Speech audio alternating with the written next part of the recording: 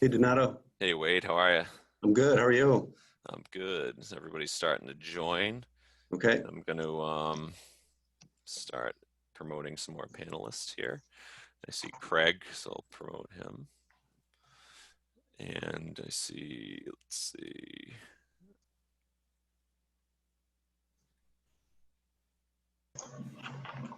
Hey, Craig. Hey guys, let me get the video on here. How's that? Good. Perfect. I have my confused face name, so I'll hide mine for now. Let's see. Oh, am I promoting Steve? No. Okay. Mike's asking if he should sign in as a meeting host. No, you're not the host. He is. Yeah. Yep. Yeah, you're on. All right. So all I had to do was a link on one of the emails. Hey everyone, thanks for connecting. We are just gonna get started shortly here, but yeah, everybody is starting to come in and they can hear us. Just so. For Dennis, I don't see Dennis yet.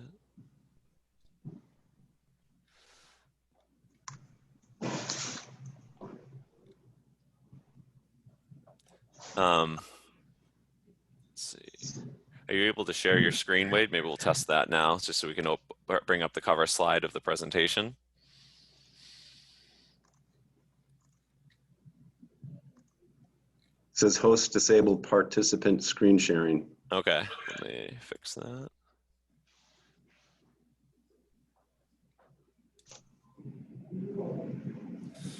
Wade. All right, you are now the host.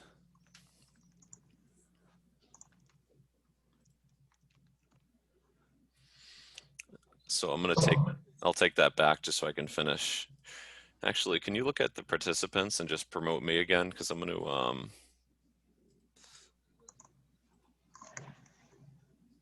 to need to promote Mike and then Dennis. I'll be able to start on time. All right. Perfect.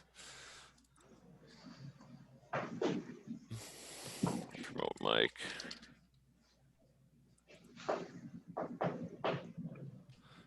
And then I think the last one we need is Dennis. But if he's not on shortly, we'll just get into it, and then we can promote him once he joins in. Okay. You guys hear me all right? Yes. Very loud and clear. So what I think I'll do, Wade, is I'll make you the host again, so you'll be ready to share. And then once I see Dennis join, I'll let you know. And then you just need to do the same thing to him as you did with me to allow him to be a panelist. So am I on, Donato? I just can't see myself. I see Craig and Wade right now. Yeah, so if you're able to start your video, then we'll be able to see you too. Okay, let me find out where that is. Bear with me real quick. Start video, there we go. All right. All right, hello everyone. Thanks for joining us today. We have the Boston Bean team here, and coming in pretty soon is going to be a rep from NanoSeptic to give some good information straight from the source to go over it today. We're going to go into presentations shortly after introductions, and then from there we will have time for Q&A.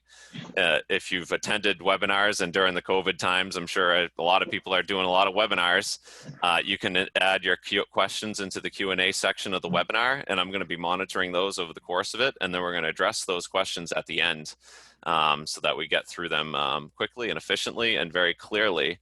It'll help us also not answer the same question more than once, so that's going to be another positive.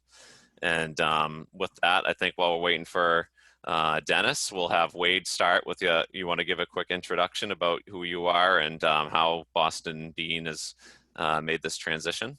Yeah, absolutely. Thanks to Nano, and thank you for everyone taking time to join our webinar today. We're pretty excited to share some great information about a product that we feel is going to be very helpful for not just our clients having their employees return to their office safely, but for all types of organizations and businesses to help their customers come back and again, feel safer about being in those establishments. Donato, I actually cannot share my screen yet. Oh yeah, I'll start sharing after, I'll make you the host Gotcha. after introductions. Okay, Yep. Thank you. So our panelists today include myself, Wade, Mike Mignon, and Craig Warner. We're all from Boston Bean Executive Sales Team. Donato is our web designer and also our host today and coordinated this webinar for us since some of us are technically challenged, including myself. Soon to join us, Dennis Hackmeyer is the co-founder of NanoSeptic. And he will be joining us and provide some very detailed information in terms of how NanoSeptic works and maybe some history about their company. So with that said, I think maybe we should get started. I know everyone's time is valuable and I want to make sure we get everybody Okay. get through this. I'm going to make you that, and I'll let you know once Dennis joins so you can make him a panelist and he can talk. Sounds good. So next, let me make you do that. Oh, just one last reminder before we start, please put your questions as we go through in the Q&A spot or just chat it in, and I'll keep a close eye on that for the rest of the team. So I'll make you the host again, Wade. All right. And we actually maxed out with registrations for this webinar. So unfortunately, there's probably some people that wanted to attend and unfortunately couldn't. So we will be hosting or putting this webinar in probably an abbreviated version later on next week or so on our website. But certainly we appreciate everyone being on the webinar today. Mm-hmm. All right, you should be good to start sharing, Wade. And Dennis is now on too. So if you look at the attendees, you can make him a panelist. Why is this not working? Yeah, it started. It says it's starting to share. Okay. So is everyone able to see this? I'm just getting a white screen.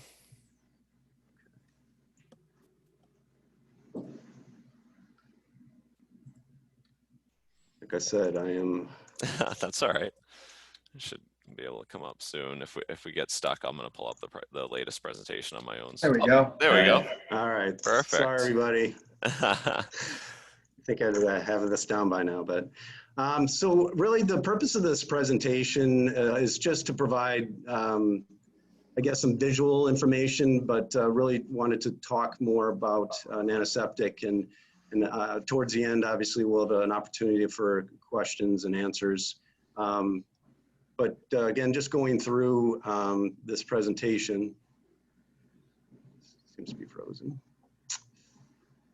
Okay. Not sure why it's not scrolling through.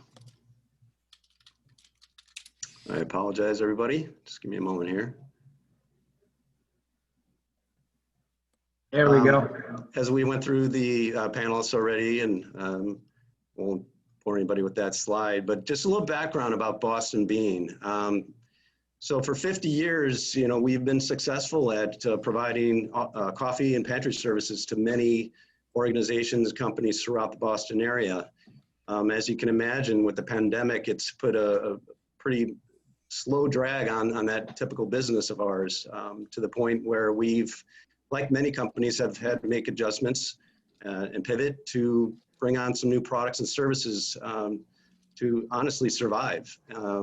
What we noticed was that NanoSeptic was actually in one of our clients' buildings. So we investigated that, understand more about the product, and we latched onto it knowing that this could be a game changer for, again, our clients to have their team members return to the office feeling safer about being there. We brought in a whole line of PPEs and cleaning products, and in essence, we developed a whole new division called Boston Clean. So in essence, it's a whole new category of products and services for us. And again, NanoSeptic being really the focus of that division for us. I don't want to steal Dennis's thunder, but this is some background about NanoSeptic. They were founded in 2012. And this is a timeline along with goals and market recognition that they have received over the years. Yeah, and Dennis is on if you wanted to promote him. Okay. How do I promote? Yeah, so you just look at the attendees and you'll be able to see Dennis and then just promote him to panelist.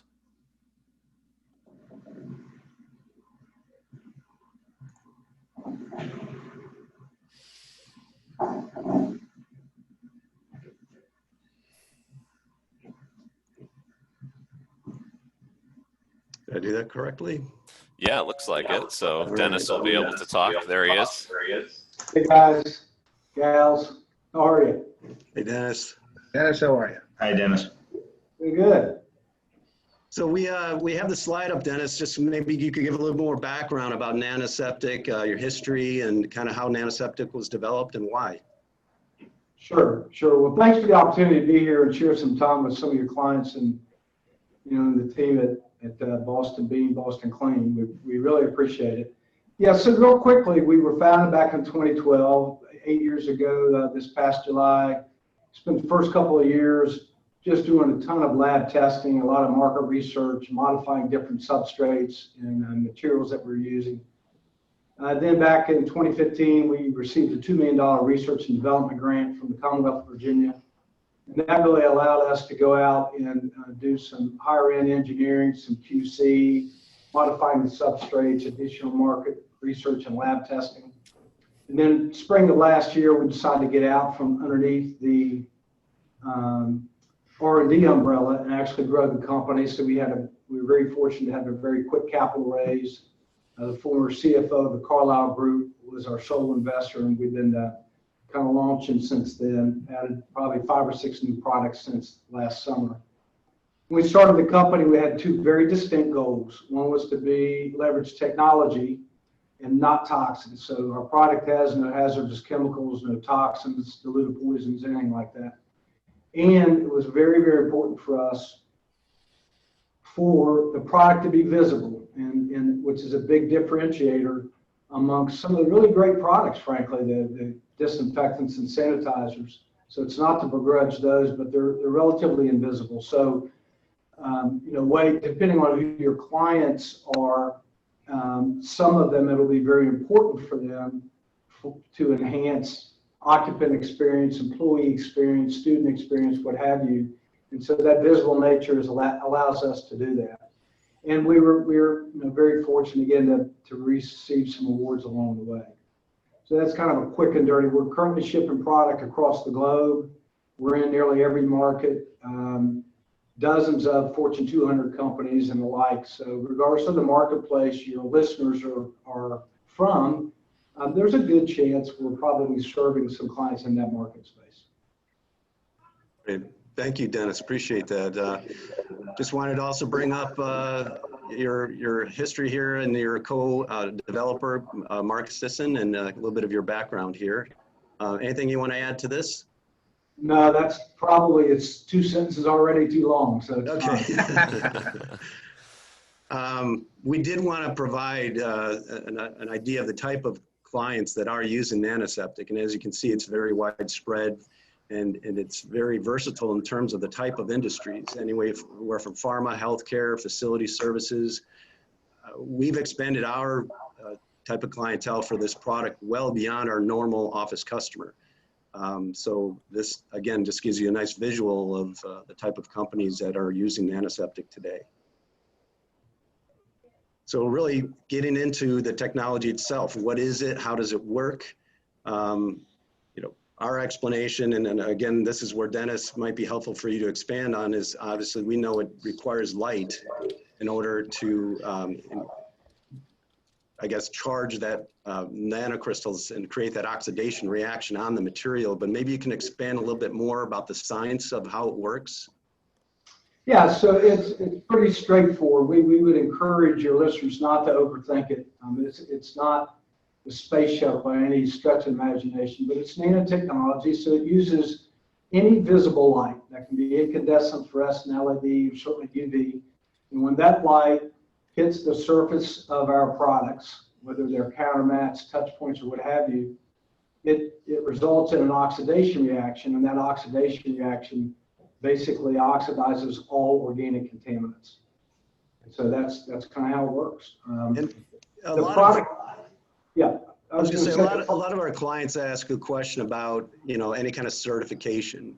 So maybe, can you explain why EPA certification, FDA, USDA, none of that is necessarily required for this product? yeah, so every EPA registered product, every EPA registered, rather, disinfectant and sanitizer is categorized as a pesticide, period, end of discussion. That's how the rules work, and we want to operate within the rules. Because our product uses no toxins, no hazardous chemicals, diluted poisons like the old triclosan and those kind of things, we didn't want to be categorized as a pesticide. So what that does is, the good point is, we're very proud of the fact that we're a toxin-free product, but we're not an EPA registered product and don't want to be an EPA registered product until such time that the EPA, creates potentially a new category outside the pesticidal category. What that does do, the downside is we make no public health claims, which is why everything you see is, listed as a self-cleaning surface. But I will tell you, the fact that we're in over a dozen international pharmaceutical companies, medical schools, surgery centers, doctor and dental offices, and the like. In fact, the Navy just had an article that you may be referencing later, where Norfolk Navy shipyards using it. The DoD put out a press release on that as well. And the United States Navy's COVID rapid response team has been evaluating our stuff for about 2 months. Not sure where that's going to go, but all of those things lead to the fact that the product works. It's been tested multiple times in multiple labs in multiple countries. In fact, one of the ingredients in here that does much of the heavy lifting is probably in your toothpaste and sunscreen right now. So that's kind of how it works, in a nutshell. We can certainly answer any other questions later. Yeah, and I know there's probably some questions already in the queue, so we will address those at the end of the webinar. This next slide really, a typical question we get from a lot of people is, how long does it work? Once it starts working, the replacement timeline for that, we normally recommend 60 to 90 days, and that really does depend on how frequent that item's being touched, what kind of wear is taking place. Some higher touch areas will require, replacement much sooner than others. This particular slide does provide a lot of the information that Dennis was referring to in terms of lab studies and research reports, videos, newscasts. In fact, I'm just going to press on this one. Hopefully everyone can see this video and hear it. So Yes. Oh, shoot.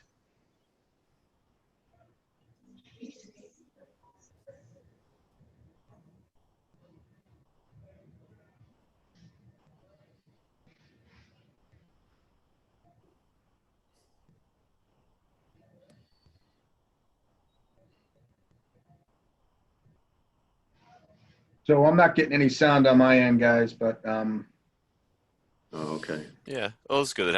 I kind of had the text over it though, so could get the point. And that was interesting seeing how it works on a door, commonly touched area of a door, on not just the handle. That's kind of was a cool.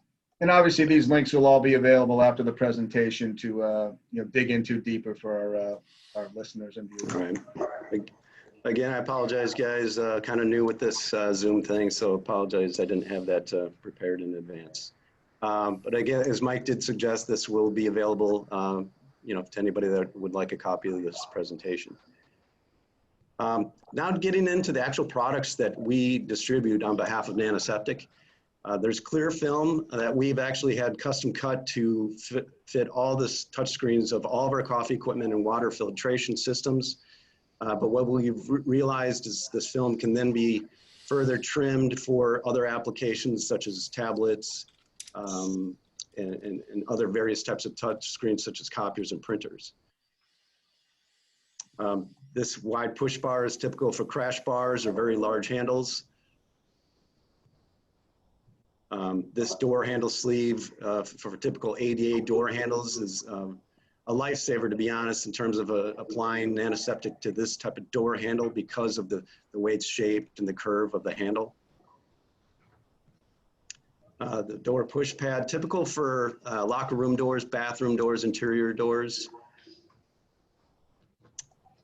This particular size, again, is for smaller type of door handles, but in our world, these sizes are very versatile. Think of you know, break room, kitchen environments where there's handles for refrigerators, microwave handles, dishwasher door handles.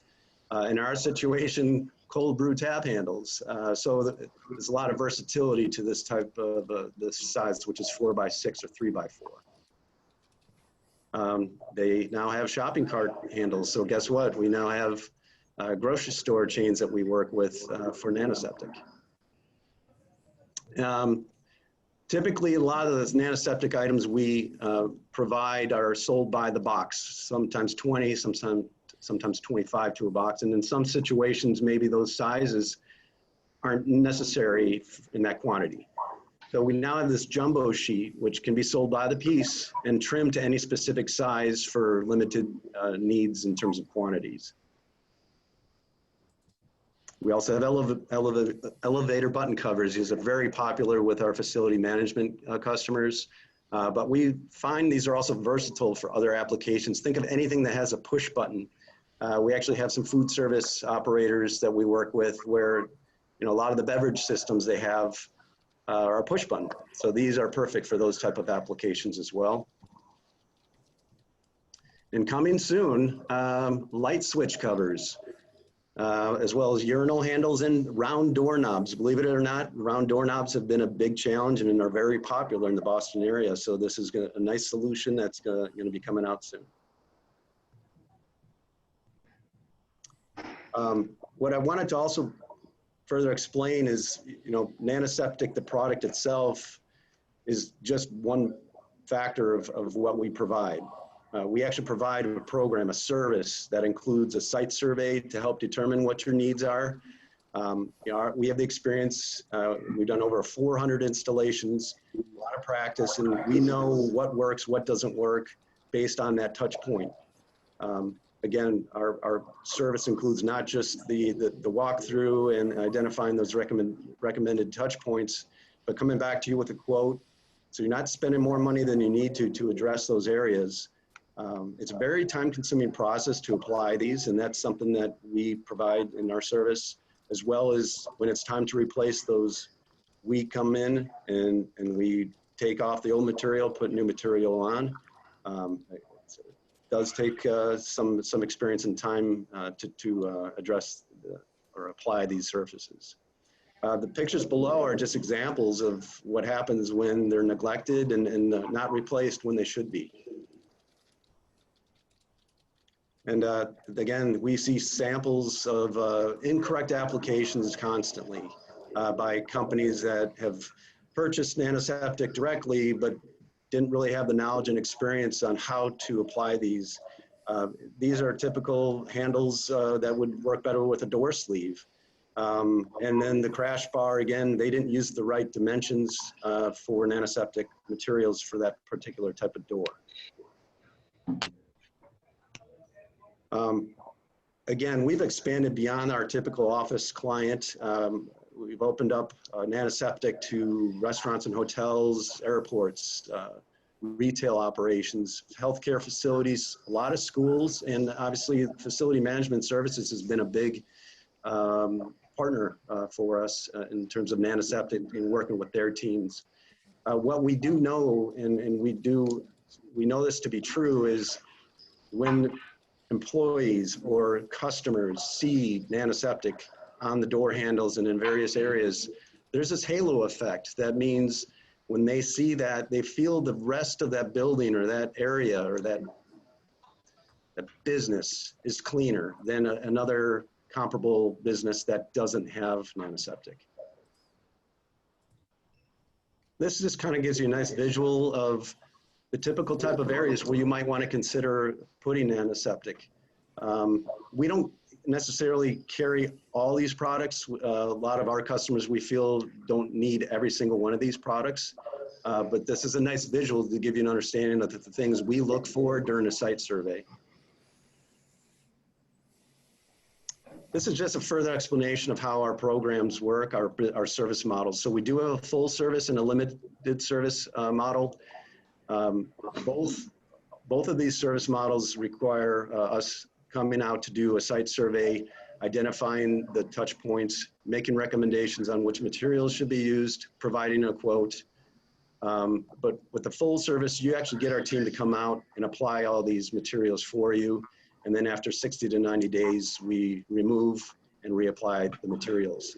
With a limited service, we do all those first steps, but we now, in essence, train somebody on your team, provide a tutorial on how to apply the materials with their own resources. So in essence, to give the pricing for any customer, we would have to go through these steps, come back with a quote to determine what your price would be. So Donato, I guess at this point, we'd like to open it up to questions. Okay. Yeah, there's been a couple that have come in so far. And then as we answer those questions, we'd love to have more coming in, and then I'll ask them using the Q&A feature or the chat. The first question that came through was from Regina. She asked, where can I find more information with studies on NanoSeptic's lab results that I can show to my leadership team? They are very data oriented. Oh, from our perspective, that particular slide that I showed with all the links is something that we could provide her after the webinar.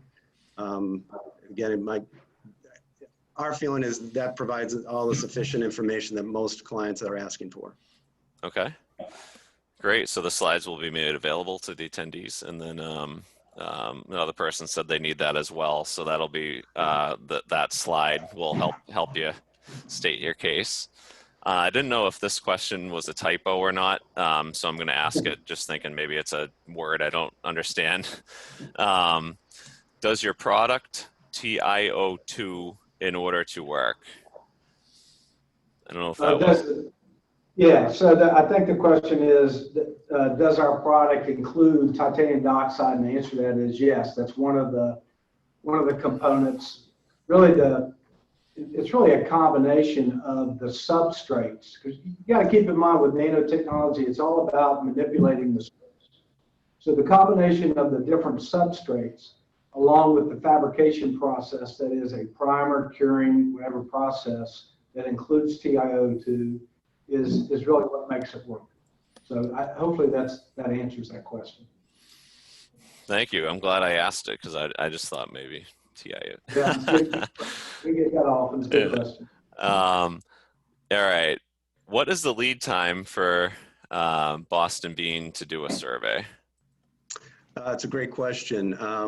Good news is we actually are fully stocked with NanoSeptic today. Availability of doing that site survey really is just coordinating a schedule between Craig, Mike, or myself with the appropriate contact at their organization. So very short timeline to get that going. All right.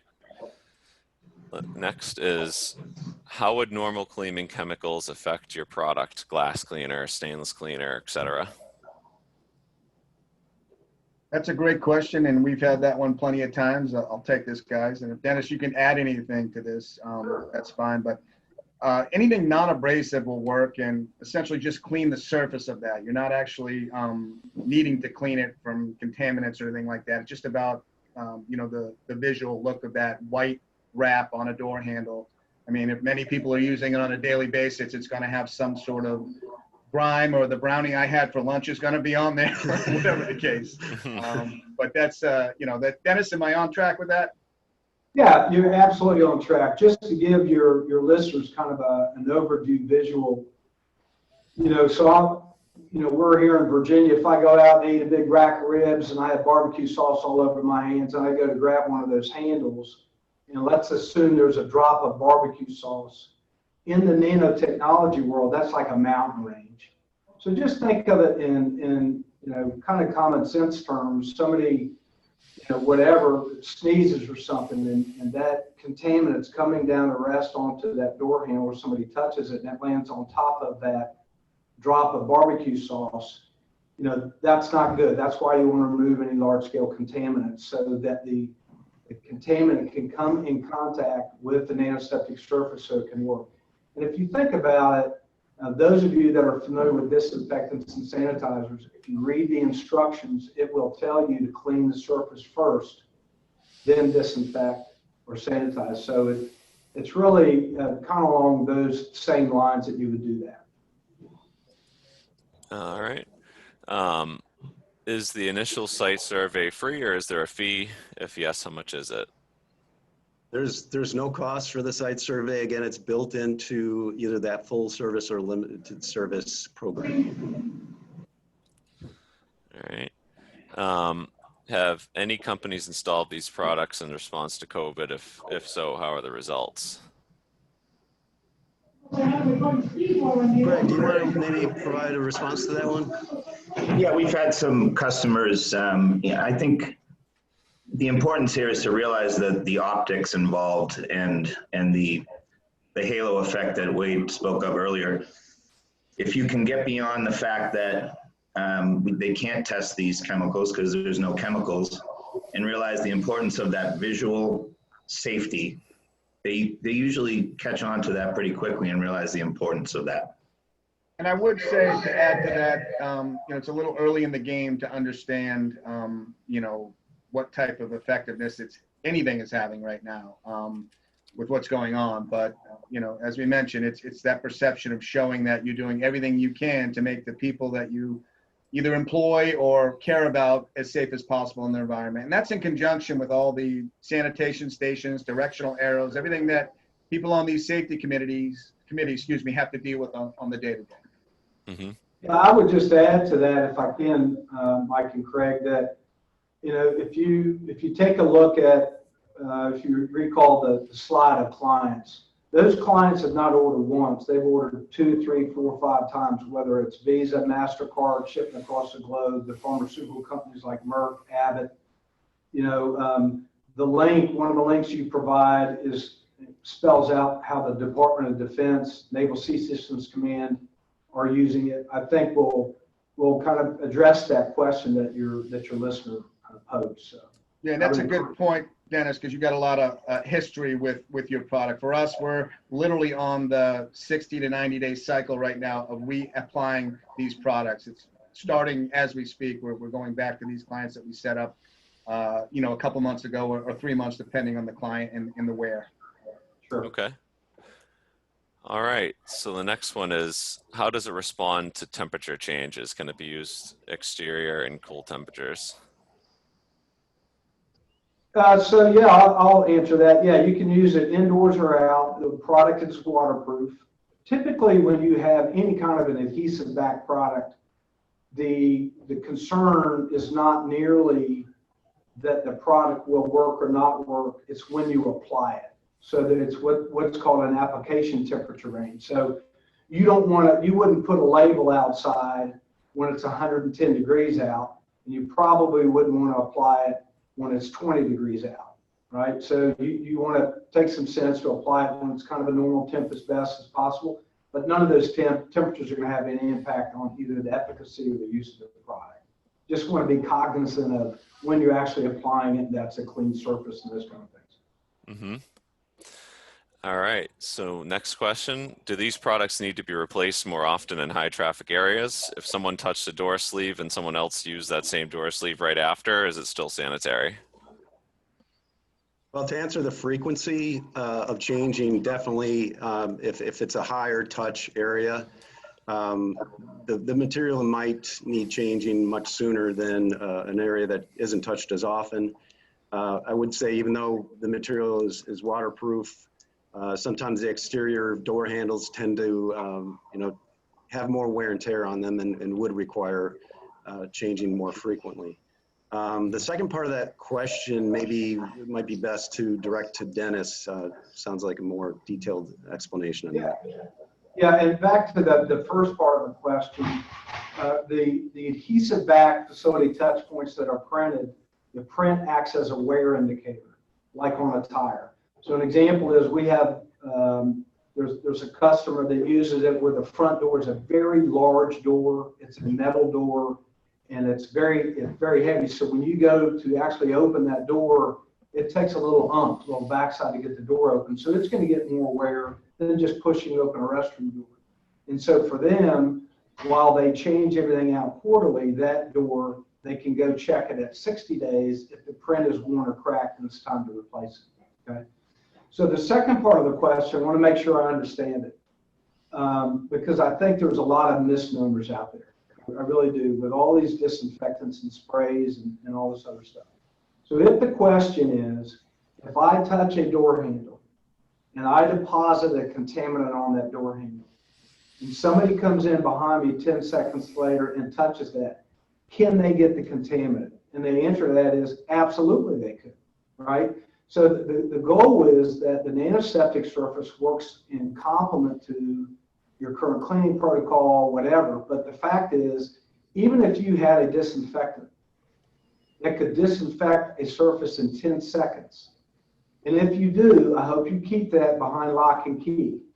And even if you did have one, even if there was something like that that was available, the fact is, on the 11th second, when somebody else touches it, you're back at square one. Kind of the differentiator with NanoSeptic is our product is always on. It begins working immediately, and it's always working. Actually, even in the absence of light, the product works. But it's a much longer effective cycle, more on the 24-hour like you would have with many silver-based products. So, the fact is that it's always on, after every touch, and it's just not practical for anybody to be able to clean after every touch. That's kind of where it plays. It's in complement to those other products and services. So I think you mentioned something that might answer another question that was pending. It's similar.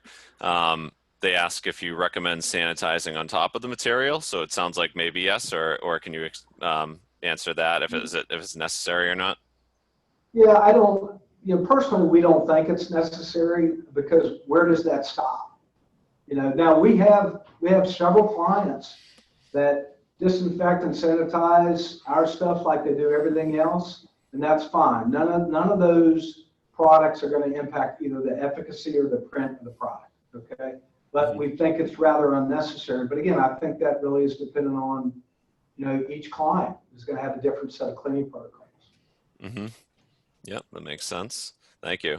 I think that answers the question, especially having to worry about, the cleaning crew coming in and ruining the films. So at least that's not going to happen. Let's see. Are you providing site surveys outside of Boston? Currently, we do not. Not to say that won't be an opportunity. It would have to be a separate discussion depending on the situation. But for this time being, currently, we've only been doing the site surveys in our normal geography. So when we say Boston, we're within an hour range of our office, greater Boston area, suburban areas. But we recently talked about maybe looking into different areas and expanding that, that consultation and service to other areas, but certainly not within too far of our general area, just for logistic reasons at this point in time. All right. How thick is the material itself? Is it just peel and stick material, or we need to apply some sort of adhesive? It is a peel and stick. What I mentioned earlier is in some situations, there's some skill and experience needed to apply based on the surface you're applying it to. My point being is the clear film, for example, being applied to touch screens. The bigger the film, the more difficult it's going to be to apply that without having air bubbles underneath. Same with the door handle situation. If a nice, perfectly flat door surface, it's rather easy. But as we know, most door handles nowadays aren't perfectly flat.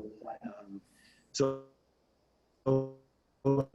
there is some skill, some experience needed to Yeah, address. and to certain- elaborate on that, as certain- installers, we've become very good at making a lot of these custom cuts for copiers, printers, tablets, touchpads outside of conference rooms. We actually have portable cutters that allow us to cut these films in the specific sizes, because the range is pretty wide from office to office as far as what those needs are.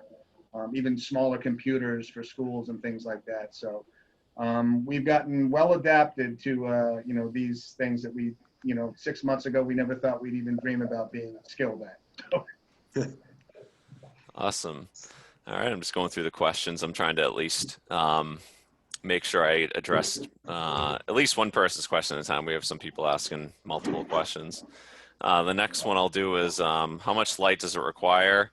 We have an inner office lab that only receives minimal light. Yeah, I'll touch base on that. So all of the lab testing we've done is using what we would refer to as normal light. So I don't know if you all can see me here in this conference room. This would be considered bright light. So we always took a conservative approach when we went to the lab to do the testing. So an example would be, think of, if you want to be technical, somewhere around 900 to 1,000 lumens. But what it really falls into the category of normal office light. As light becomes dimmer, it will still work. It's just going to take a little bit longer. But typically just normal light. All right. Would your product and sheet work on a keyboards or a mouse? Sorry. Yeah, I was just going to say, we have folks who wrap their cell phones with it and wrapping everything you can imagine. So we don't promote that we have a product you would use on your mouse. Okay, we have a mouse pad or on your keyboard.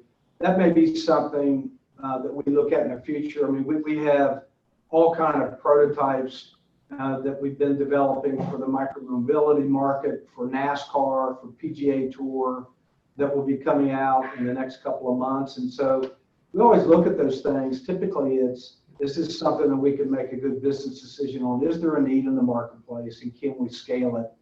But right now, I think the correct answer is we don't have anything that really would be professional looking to put on your mouse.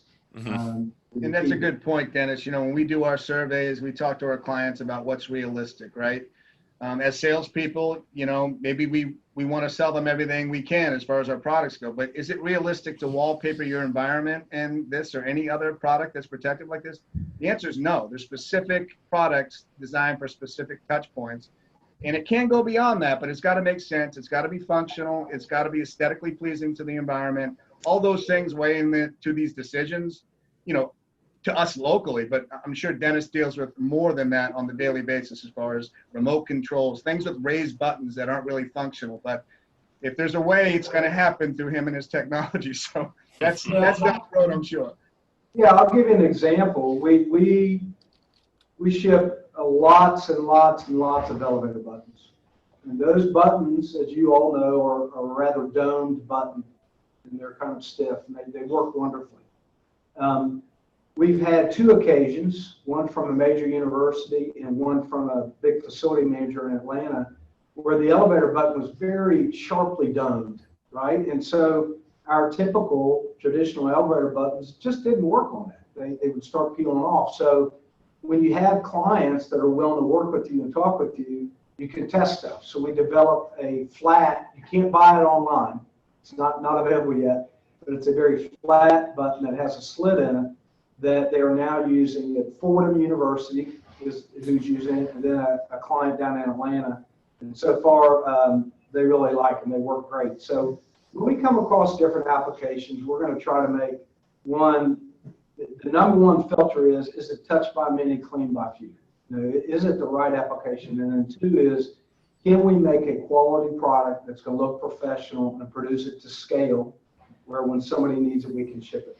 That's going to be number two. And then three, we just try some common sense. People, have asked, can you do the adhesive back wrap for a toilet seat cover? And we go, no, because somebody's going to pull it off and try to flush it, and then we're going to have to be in the plumbing business, and we don't want to be in the plumbing business. So we'll take a common sense look at different applications from time to time. It just has to make sense for everybody. All right. I like this one. Can we get our company's logo printed on the outside of the sheets? Yes, you can. We actually, we've been doing that and have done that for years. We kind of shut that down over the last couple of months because we've invested over $500,000 in inline automation and engineering, and we wanted to make sure capacity was available to meet the demands or the needs of the folks that were ordering from us. And so we stopped that because those are kind of a one-off. But we have opened that back up. There are some minimums involved. You guys, your clients can talk to the Boston Clean team about that. But yeah, we do that, and we're very careful about that, I might add. So certainly something we can do. All right. Are there any issues with the adhesive damaging finishes? Are there any surfaces that can't be applied to? Well, we would suggest you always test the surface, right? And there may be some environments where there may be some minimal residue left over, and because of the nature of the adhesive, it's the kind of glue you can clean off, right, with Gooby gone or whatever, and then you're going to want to clean it again because it'll leave a film on there. So, but if you said, hey, I want to order $100,000 worth of product for my antique desk, we wouldn't sell it to you. Right, and I would, yeah, Boston Clean probably wouldn't either. So you always want to test it first, but very rarely we have those situations. All right. Let's see. Can you still provide the product if you're out of market? I'm guessing you can still help us determine the best products for our office even without site survey. That is a yes. All right, so that's good to. Always helpful, if I can jump in, and we've had a lot of people send us pictures, photographs of what they want covered, and we can give them a proposal after that. All right. This one's more technical. Two related questions, I think. The oxidation of products produces chemical reaction that can also produce harmful gases or reaction. Do you have any data that states oxidation process is safe when using NanoSeptic? So that might be a. Yeah, well, first off, there are no toxins in the product, right? So you need to keep that in mind. Two, the product is not a product that leaches, meaning some products, mostly silver-based products, require a very high humidity level, and the way those products work is when the humidity is high enough, it actually, is kind of not like you would see smoke, but it's invisible to the eye and it would leach, and where our products don't leach. Everything is molecularly bonded to the surface. I hope that answers that question. All right. Can it be heated with a heat gun to help with install like regular vinyl? That is a good question. Dennis? Yeah, I would say that's just not necessary. We have a lot of installs, and we have yet to have a situation where a heat gun would be required. We tried to put together a product where you didn't have to have those other pieces of equipment, there. So I think I can't imagine a situation where that would be helpful. Okay. Just to elaborate on that, we've had examples of, and I know Dennis mentioned temperature maybe being a challenge if it's too hot or too cold for that adhesive to work correctly. And another condition that is a challenge is humidity. So on a hot, humid day, it's certainly not going to be a good day to apply these materials if it's for exterior doors, things like that. All right. How long does it take to decontaminate the surface after being touched? Well, the product begins working immediately, right? And not unlike any disinfectant or any sanitizer, if you read those labels, they may specify a different pathogen and how long it takes. Where we don't, because our product works against all organic contaminants. It begins working immediately, and some of those contaminants are going to take longer than others. Let me give you a side note example, unrelated to NanoSeptic, to talk about COVID-19. COVID-19 is not that difficult of a pathogen to eradicate. It's just not.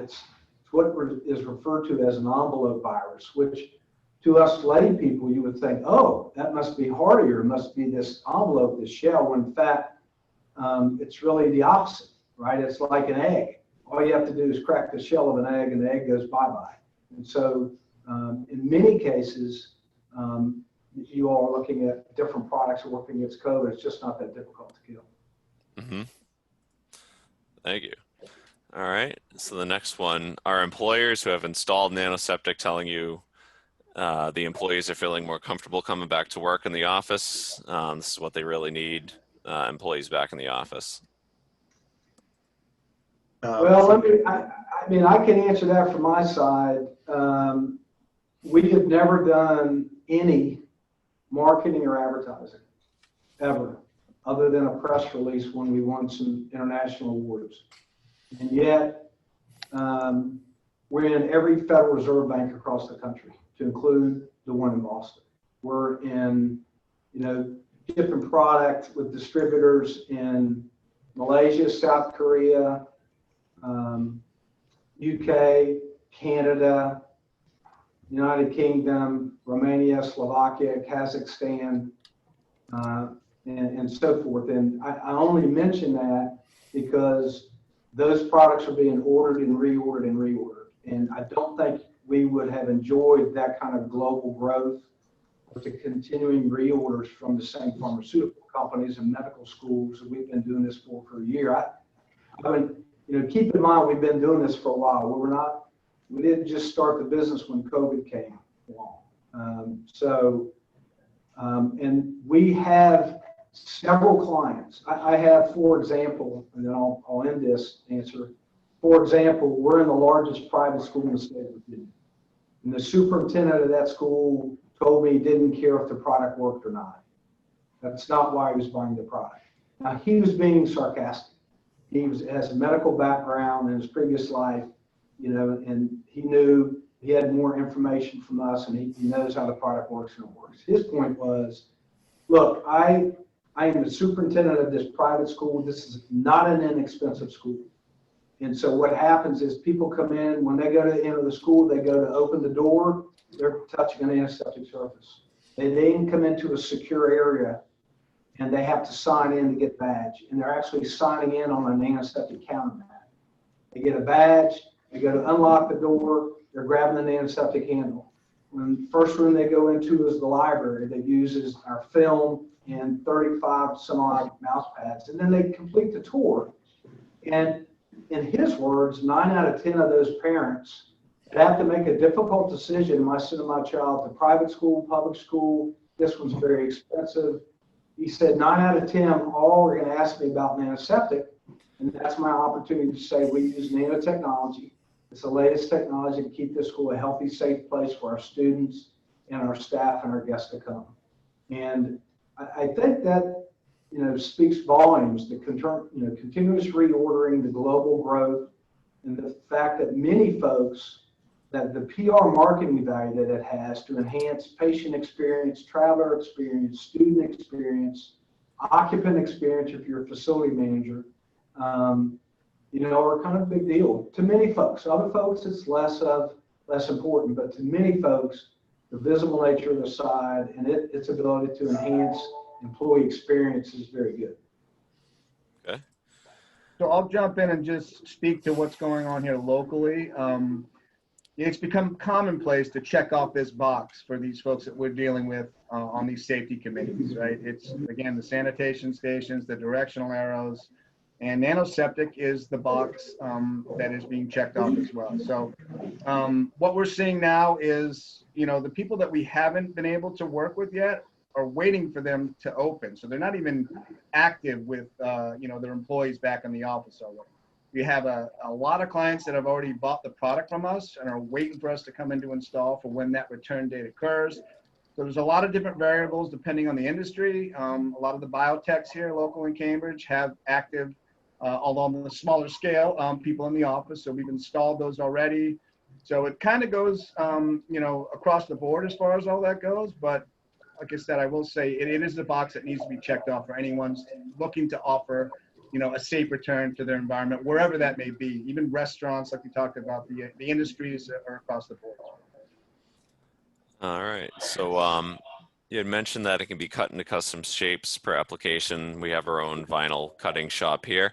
This is something we can cut ourselves with normal vinyl cutters. The sizes of most of the wraps are appropriate based already for the type of door handles that are out there. So the amount of customizing is rather limited. For us, it's more about the touch screens for our coffee brewing and water system touch screens.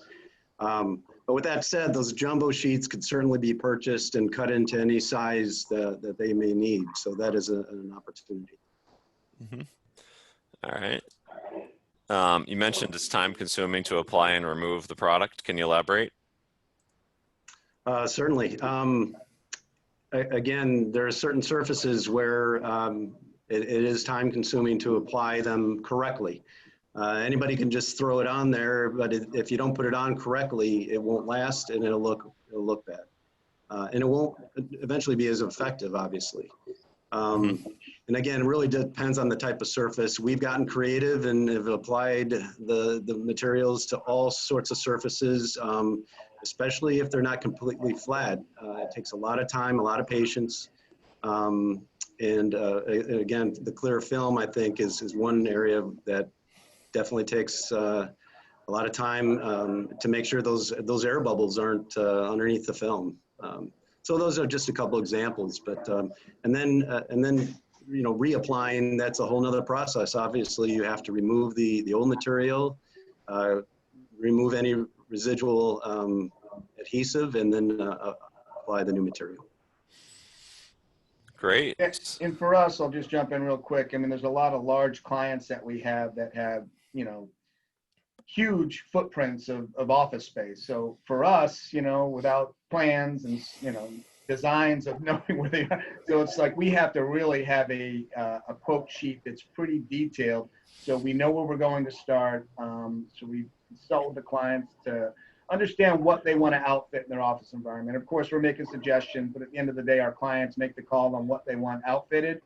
So it's going there and installing, and then going back, for the second round, understanding where those are. It's actually a lot easier the second time because we know where those products have been installed. Where, when you write it down on your quote sheet the first time, and you go back, that whole world opens up, and there's little, corners and, break areas and, others rooms and little areas. This conference room we want outfitted. This one we don't because there's no one going to be using it. So it's a lot of adjustment and, precision on our end to make sure we do it right the first time. Great. Yeah. So we're coming up on the hour. That actually is all the questions. So it timed up perfectly. I'll let Wade and the rest of the team decide how you want to close. And Sure.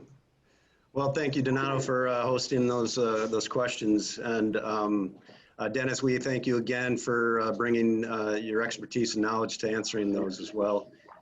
What we will be doing is following up with everybody that attended the webinar today, but certainly they can all reach out to us or the appropriate route sales manager that they may be in contact within our organization.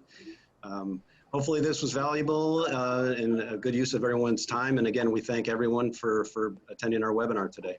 And I just want to add one thing. We still are the masters of coffee and pantry and break room supplies. People come back so we can give you all that again. Well said, Mike. Thanks, everyone. Yeah. Thank you. Thank you for everyone's Take care, time. everybody. Guys. Bye. Bye.